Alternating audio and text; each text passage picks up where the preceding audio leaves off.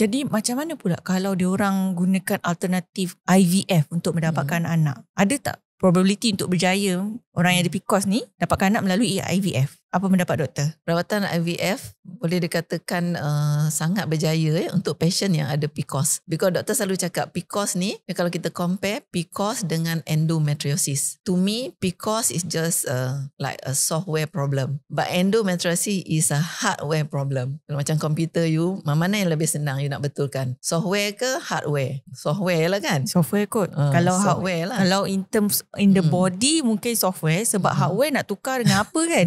Kalau betul-betul komputer kita boleh beli sebab je hardware baru.